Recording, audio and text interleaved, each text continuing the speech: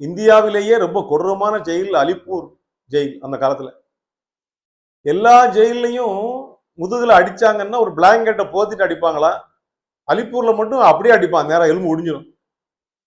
பெருந்தலைவர் காமராஜர் சின்ன வயதுல 15 வயது இருக்கிற போது அலிப்பூர் சிறையில் தான் அடைக்கப்பட்டார்.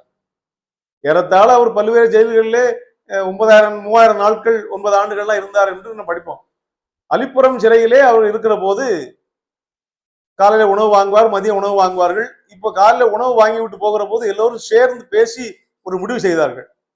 மதியம் உணவு வாங்க வரும்போது உணவை வாங்கி கொண்டு எல்லோரும் சேர்ந்து வந்தே மாதரம் என்று சொல்லிவிட்டு ஓடி போய் நம்ம செல்லுக்குள்ள உட்கார்ந்து கதவை பூட்டிக்கணும் என்று முடிவு செய்தார்கள்.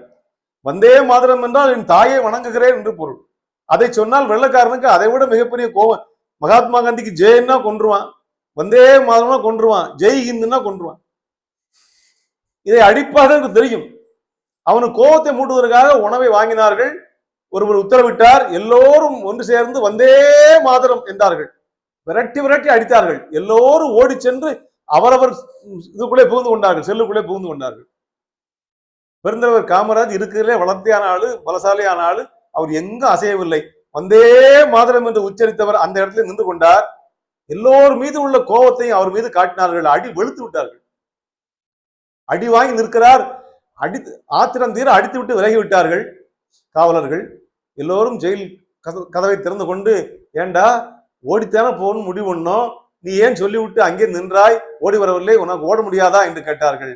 பெருந்தலைவர் சொன்னாராம் அந்த வயதிலே, வந்தே மாதரம் என்பது நாயிடும் குறைச்சல் அல்ல, நரியின் ஊளை அல்ல, அது சிங்கத்தின் கர்ஜனை.